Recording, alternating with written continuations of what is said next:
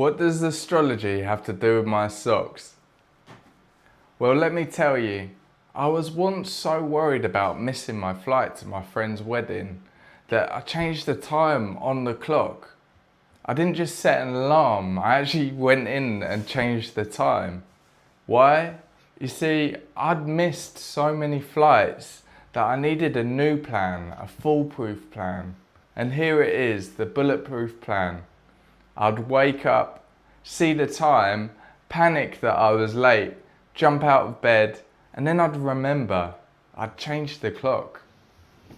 Remember that I was actually half an hour early. And then I'd pat myself on the back, call myself a genius, and start packing. Except I woke up, I pressed snooze.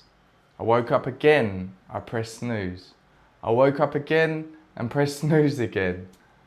And my friend walked in and said, "Aren't we running late?" I smiled smugly and pointed at the clock. "No, I changed the time. We've got an extra half an hour." He looked at the clock and said, "No, that's not the right time either. It's 11. Wait, what?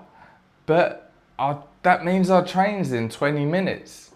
I'd changed the clock the wrong way to give myself half an hour less time. So there was me grabbing my bag, throwing in anything I could reach, anything I could find, toothbrush hanging out my mouth as we run down the road. And we made the train.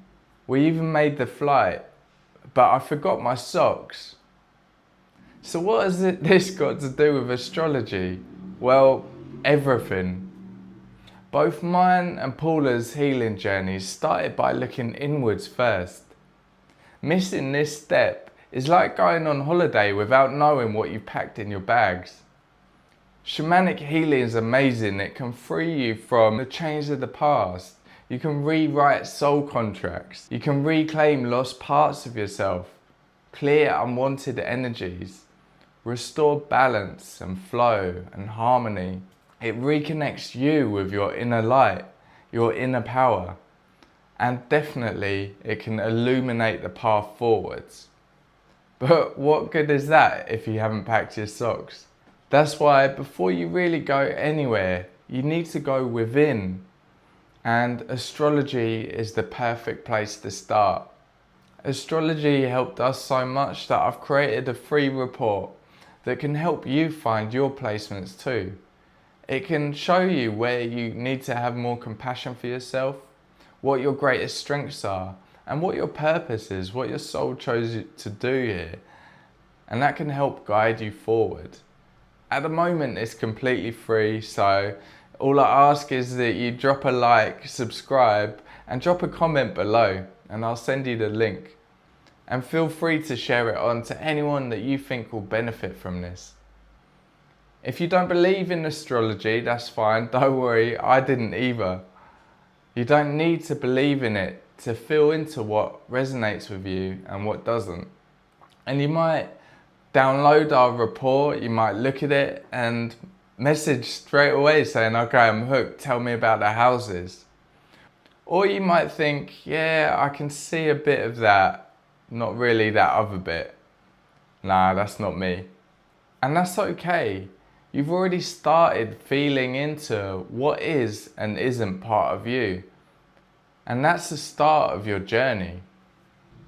Well, I started with a different type of inner exploration, really through understanding myself, self-understanding, that led me to discovering ADHD and actually in the end falling in love with my ADHD and exploring parts of my life where I perhaps wasn't being authentic.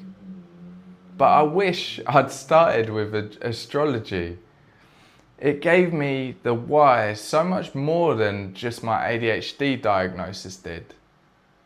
Now, knowing what I know from looking at my chart, that entire moment, from the genius idea, the overcomplication, the panic, the snoozing, the chaotic packing, the rushing, the forgetting the one basic thing, all of it makes sense. Sagittarius sun, so of course I've got a need for freedom, adventure. I'm always chasing the next experience, but I don't want to be boxed in and micromanaged. So yeah, it means I'll risk missing flights sometimes just to squeeze a few extra moments sleep. And spontaneous or last minute packing. And then Gemini energy. Hello mental ping pong, and I've got 1,000 tabs open in my brain at once. I'll start one thing, forget another, try to outsmart time, try to outsmart myself repeatedly. And who tells anyone about the time that they forgot their socks in 2008? Well, me. Aquarius rising. I'm wired differently. I think in abstract solutions, and things like changing the clock instead of just setting the alarm. Future focused, yes, but not always present minded. So suddenly, the pattern wasn't just bad luck or forgetfulness. It was me being, well, me. And guess what?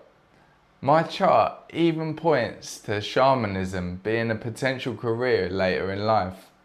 And once I could see the map, I stopped being so hard on myself for the way that I show up in the world. I started packing a little bit more compassion, even if I still forgot my socks. This is what your soul blueprint is for. Not to tell you who you should be, but to help you remember who you already are. Even the parts that feel chaotic, contradictory, or confusing, especially those parts. And how does all that help? Well, for me, it was about compassion. As you understand yourself, you have more compassion for yourself. As you have more compassion for yourself, you have more compassion for others. As you have more compassion for others, you have more compassion for yourself. It's like a compassion snowball. And that snowball leads you on a journey of forgiveness, freedom, self-love, joy, peace, deep healing, and awakening. The universe made no mistakes making you. You either already know that or you're on a journey to find out. Every single placement, even the challenging ones, are part of your sacred design. The goal here is to grow compassion for yourself, to embrace every part of your nature, and to understand that you are this way for a reason. As you read, remember that every section describes an individual part of you.